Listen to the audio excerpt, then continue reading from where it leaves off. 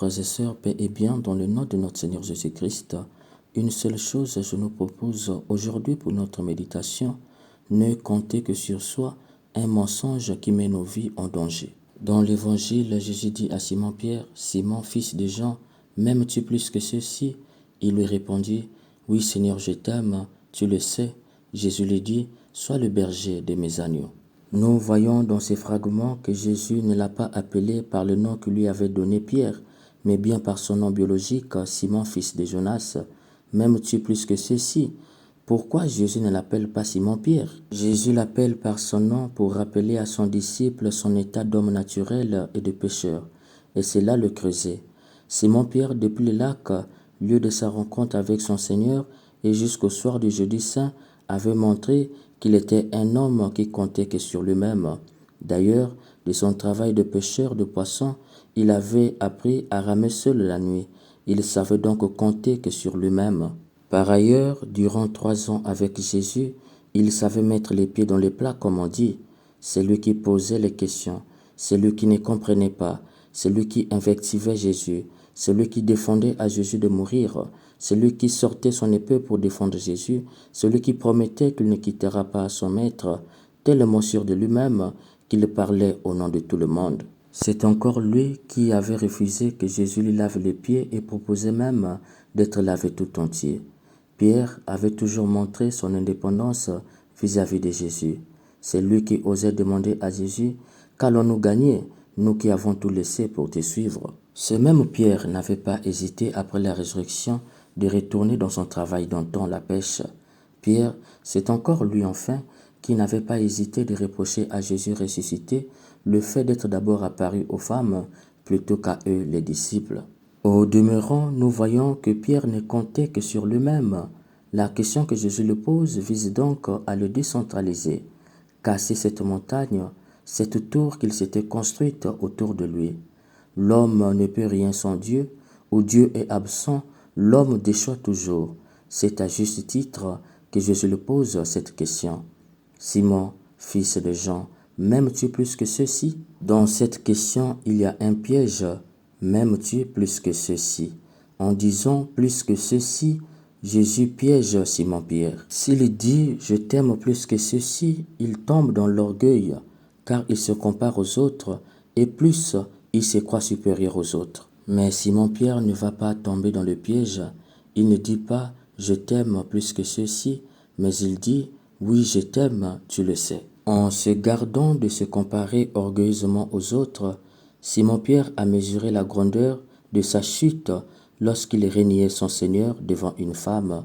C'est pourquoi Jésus lui confie la charge de ceux qui sont tombés et qui tomberont comme lui, en lui disant « Sois le berger de mes brebis ».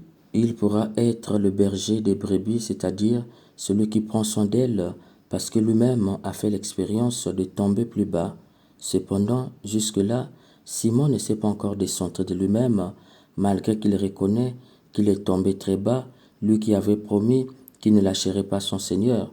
Tout ce qu'il a appris jusqu'ici, c'est de ne plus parler trop vite et surtout de croire qu'il peut toujours trébucher malgré sa bonne volonté. C'est la raison pour laquelle il n'a pas osé répondre avec le même verbe que Jésus a employé à agapao pour lui demander s'il l'aimait d'un amour profond et religieux. Simon a répondu avec un autre verbe, phileo, qui traduit l'affection du cœur, un sentiment purement humain, car il a mesuré qu'il n'était pas à la mesure de l'amour que Jésus lui demandait. Pourquoi a-t-il répondu par phileo à la place de agapeo que lui demandait Jésus ? C'est parce qu'il était tombé très bas et de là il a appris à ne plus parler trop vite. Quoi qu'il en soit, malgré cette découverte, Simon-Pierre ne s'était pas encore décentré de lui-même. C'est ainsi que Jésus lui pose la même question pour la deuxième fois. Simon, fils de Jonas, m'aimes-tu ? Et il lui répond, oui Seigneur, je t'aime, tu le sais. Jésus continue de l'appeler par son nom, Simon, fils de Jonas, puisqu'il reste centré sur lui-même. Cependant, ici, Jésus enlève le piège, puisque Simon-Pierre a mesuré qu'il ne pouvait aimer plus que les autres, étant donné qu'il avait trahi. C'est pourquoi Jésus dit simplement, Simon, fils de Jonas, m'aimes-tu ? Par endroit, en reposant la même question pour la deuxième fois, sans un adverbe de comparaison, plus que ceci, Jésus veut que Simon-Pierre rentre plus profondément en lui-même. En fait, en lui reposant la même question pour la deuxième fois, Jésus veut permettre à Simon-Pierre de sonder dans son cœur et de s'assurer s'il aime réellement Jésus. Il ne pouvait être réhabilité, lui qui avait trahi, que s'il était capable de s'assurer qu'il aimait réellement Jésus. La réponse de Simon-Pierre reste la même, « Je t'aime et tu le sais ». Il faut entendre par là qu'il reconnaît son humanité faible. Il insiste avec le verbe philéo où Jésus parle de agapao. Par le verbe philéo, il montre qu'il ne peut aimer qu'avec l'amour de son humanité blessée. Il révèle à Jésus cette humanité faible qu'il cachait durant 3 ans. Il n'est plus Pierre, l'homme fort, robuste, qui montrait qu'il peut tout. Il a pris conscience de sa fragilité. Il a mesuré la profondeur de son reniement. Il n'ose plus dire que son amour conforme à ce que Jésus lui demande, d'où il insiste avec l'affection du cœur, philéo, un sentiment humain, qu'il se voit capable d'aimer Jésus plutôt que d'un amour profond et religieux, agapao, que lui demande son Seigneur. Ayant reconnu, Jésus lui dit « Sois le pasteur de mes brebis ». Signalons ici que Jésus ne dit pas comme à la première réponse « Sois le berger de mes brebis », mais il dit « Sois le pasteur de mes brebis ». Qu'est-ce qu'il y a à dire? Étant donné qu'il s'est reconnu homme faible et fragile, incapable d'aimer plus que quiconque, incapable d'aimer d'un amour religieux, Jésus lui donne ce qu'il a de plus cher et précieux, ses brebis qu'il a rachetées au prix de son sang. En disant « Sois le pasteur de mes brebis », Jésus lui demande de nourrir, de surveiller et de conduire son troupeau. C'est fort, chers frères et sœurs. Jésus lui confie ce qu'il a de plus précieux au moment où Pierre reconnaît son incapacité d'aimer d'un amour profond et religieux comme Jésus lui demande. Très souvent, nous pensons que pour que Dieu nous donne des grâces, il nous faut être des saints et des immaculés. Saint Jean nous révèle ici ce que le docteur de la grâce dira plus tard. Dieu n'appelle pas les bons et les capables, mais il rend bons et capables ceux qu'il appelle. Simon-Pierre n'oubliera jamais cette grâce. Il n'a rien mérité. C'est par pure grâce qu'il a été choisi pour nourrir, protéger et conduire le troupeau du Seigneur. Car c'est au moment où il se reconnaît incapable que Jésus le reconnaît capable et lui fait grâce. Toutefois, Simon-Pierre a reconnu sa fragilité, mais il ne l'a pas encore donnée. Il n'a pas encore appris à compter sur son Seigneur dans sa fragilité. Jésus lui pose la même question pour la 3e fois. « Simon, fils de Jonas, m'aimes-tu » Cette fois-ci, Simon-Pierre a compris que cette question a quelque chose à voir avec son triple reniement.